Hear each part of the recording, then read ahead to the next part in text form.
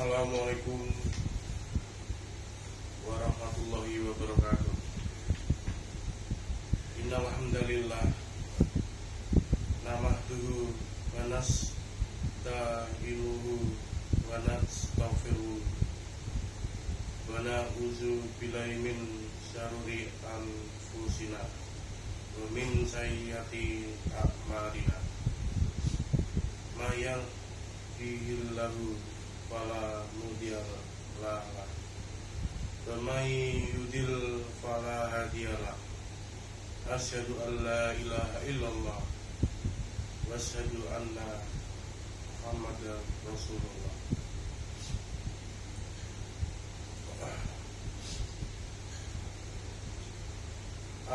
Allahumma sholli wa sallim wa barik ala sayyidina Muhammad wa ala alihi wa sahbihi ajma'in. Amma ba'du.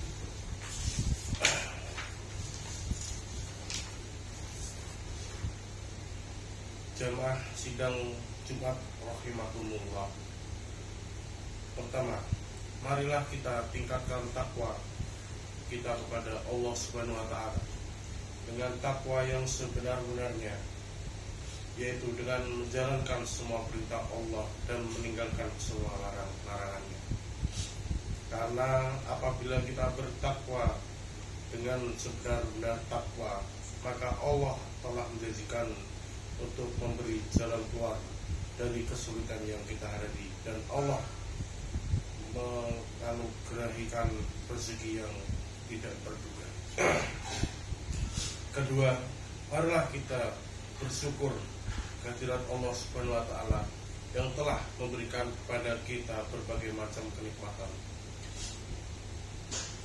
Bersyukur dalam arti yang sebenarnya adalah memanfaatkan atau menggunakan semua nikmat yang Allah berikan untuk mendekatkan diri atau beribadah kepadanya.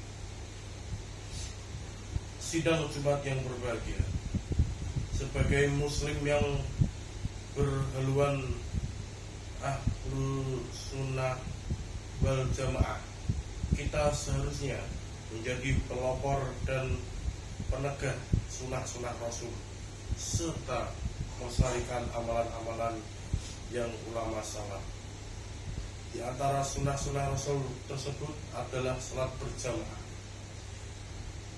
Menurut jumhur ulama, salat berjamaah hukumnya sunnah muakkad, sedangkan menurut Imam Ahmad bin Hanbal, salat berjamaah hukumnya wajib. Rasulullah SAW selama hidupnya belum pernah meninggalkan sholat berjamaah di masjid. Meskipun beliau dalam keadaan sakit, Rasulullah SAW pernah memperingatkan dengan keras keharusan sholat berjamaah di masjid, sebagaimana diuraikan dalam sebuah hadis yang diriwayatkan oleh Imam Bukhari.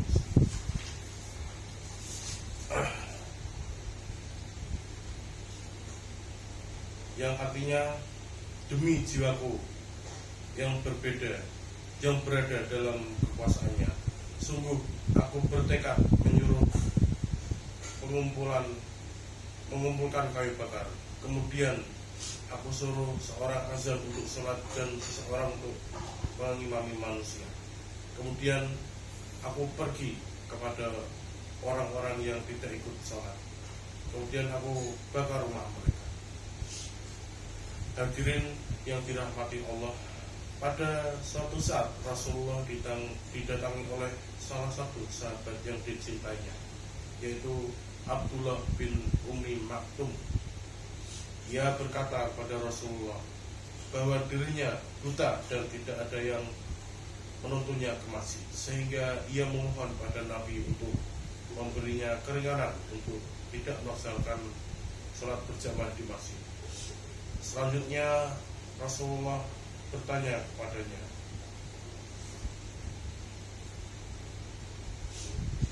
yang artinya, apakah engkau mendengar seruan sholat? Tanya Rasul.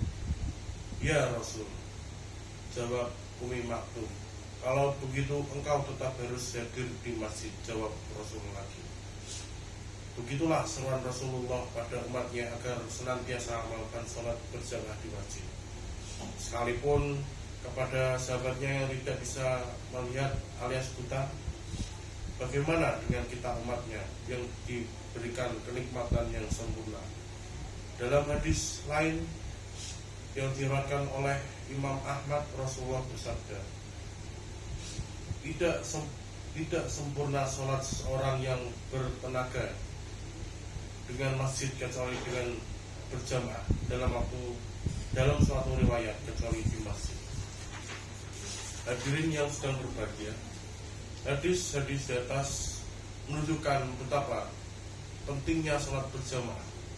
Rasulullah menekankan bahwa sholat berjamaah dilaksanakan di masjid, karena masjid didirikan bukan untuk megah-megahan, melainkan untuk diramaikan atau dimakmurkan. Allah berfirman dalam surat At-Taubah ayat 18 yang artinya, sesungguhnya yang memakmurkan masjid-masjid Allah ialah orang-orang yang beriman pada Allah dan dari kemudian serta tetap mendirikan sholat, menunaikan zakat dan tidak takut selain pada Allah. Banyak keutamaan dan manfaat yang bisa diperoleh ketika seseorang menunaikan sholat berjamaah. Ada keutamaan yang diperoleh di dunia dan juga keutamaan atau manfaat yang diperoleh di hari akhirat. Di antara keutamaan atau manfaat dari sholat berjamaah yakni Allah melipat gandakan pahala sholat berjamaah sampai 27 derajat.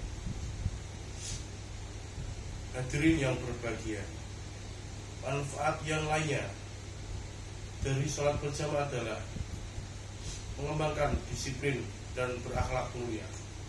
Sholat berjamaah mengajarkan disiplin seorang makmum senantiasa mengikuti gerakan imam dan berada di belakang imam.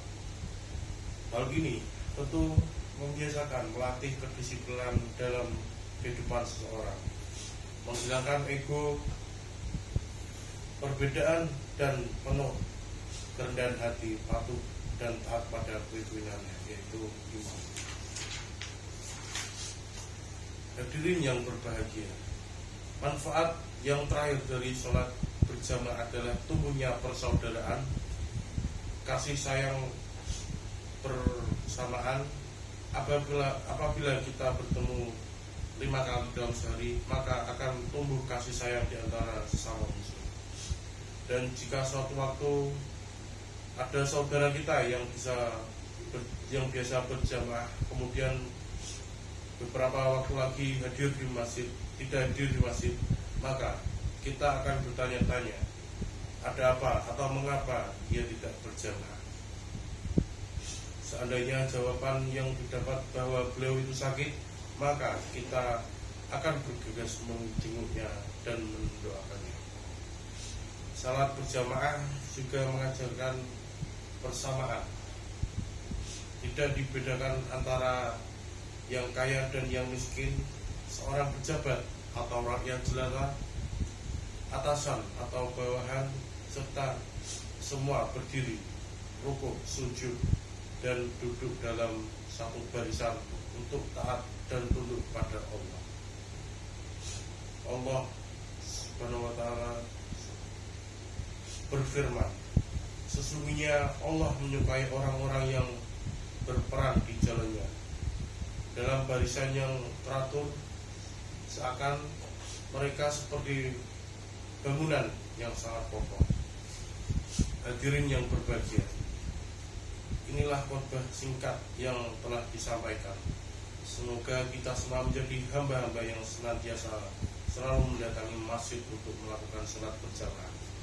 Dan semoga Allah Subhanahu wa ta'ala selalu memberikan kekuatan pada umat Islam untuk selalu bersatu dalam keadaan berjamaah.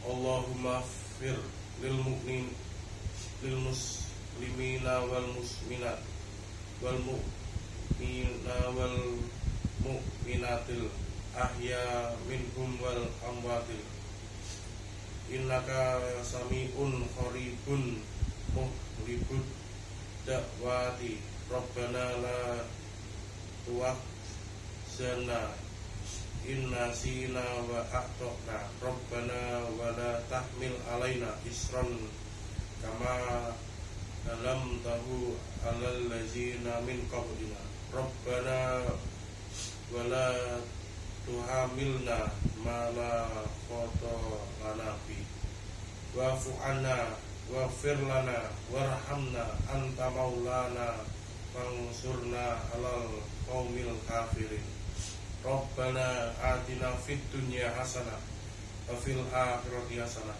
wa qina adzabannar walhamdulillahi rabbil alamin. Wassalamualaikum